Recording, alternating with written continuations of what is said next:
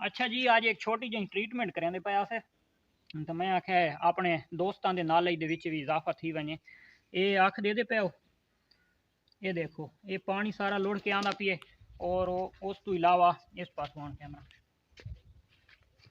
इस पास ये चेक करो जी कितना पानी और इस दे विचों ये चेक करो है ये सारा इस दे विचों गंद निकलता पिए। ठीक है, अच्छा इस वास्ते कोई वड्डा सेंस नॉलेज नहीं चाहिए, ये छोटी जी ट्रीटमेंट है तो वो इंशाल्लाह मैं अपने दोस्तों दसैना।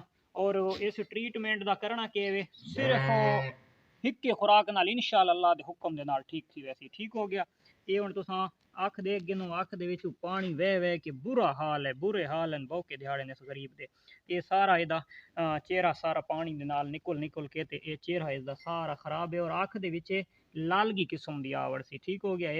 ये साडा इतना कीमती मोबाइल कोनी नहीं तो तुहानू हर शे फोकस करके दिखवा हा। तो ये जनाब लालगी नहीं आंदी पई है और ये जानवर अख बंद करके रखे सी। और खासकर अजकल इस मौसम दे विच मक्खी मच्छर बहुत ज्यादा होंदा है, सावन बदरू दी मक्खी। मक्खी के बचाव वास्ते मैं अगे एक वीडियो बनाई है, वीडियो सारे चैनल उत्ते पई है, उसकी तुम स्प्रे करे सो। और दूसरे नंबर उत्ते जेड़ा मैं फार्मूला दसैंदा पिया, फार्मूले दो दसै सा और दुहाई माशाल्लाह करामत चीज़ हैं। चाहे कोई बर्ड्स का शौक करदा है परिंदा का, चाहे कोई जानवरों का शौक करदा है, दुहावां वास्ते माशाल्लाह बहुत ज़बरदस्त चीज़ है। सब तो पहला फार्मूला वो मेरे को इतने मौजूद कोनी नहीं तो वो मैं तुम दिखवा देव, लेकिन उसकी मैं तुम दसा छुड़िया ना भाई केड़ी मेडिसन है। और उस तो इलावा जो दूजा है फार्मूला तो वो मैं अपने दोस्तों इंशाल्लाह करके दिखवाना।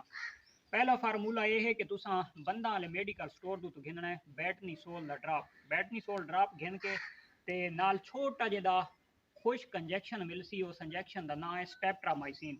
स्टेप्ट्रामाइसिन इंजैक्शन घिन के खुश्क पाउडर हो सी जियां पेंसिलिन का पाउडर होंदा है, वो पाउडर अद्धा टीका जड़ा है बैटनीसोल ड्राप दे विच पा छोड़ना है, उसको सही करके मिक्स कर छोड़ना है।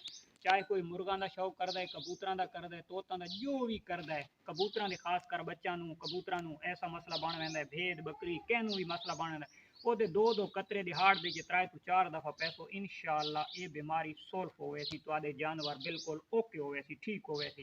चाहे कोई बर्ड्स का शौक करता है, चाहे कोई जानवर का शौक करता है, ये प्रैक्टिकल थियो है अल्हम्दुलिल्लाह। और ये टोटका मैं 8 9 साल 10 साल तो पहले का इस्तेमाल करें ना। उस तो इलावा जो दूजा टोटका है तो हूँ मैं तुहानू वो दिखवाना।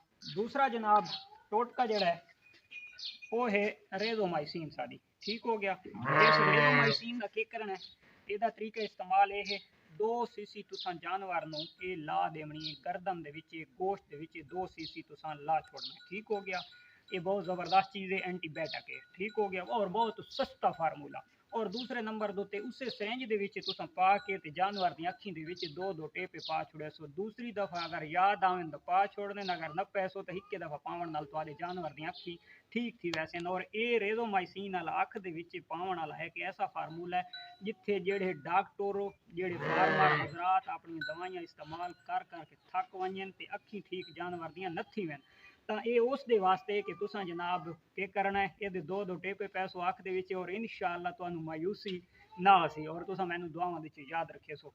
तो उम्मीद करें आज की वीडियो अपने दोस्तों पसंद आसी, पसंद आए तो लाइक शेयर कमेंट्स लाजमी करना है। कल वाली वीडियो तक दे सो इजाजत। अल्लाह हाफिज़।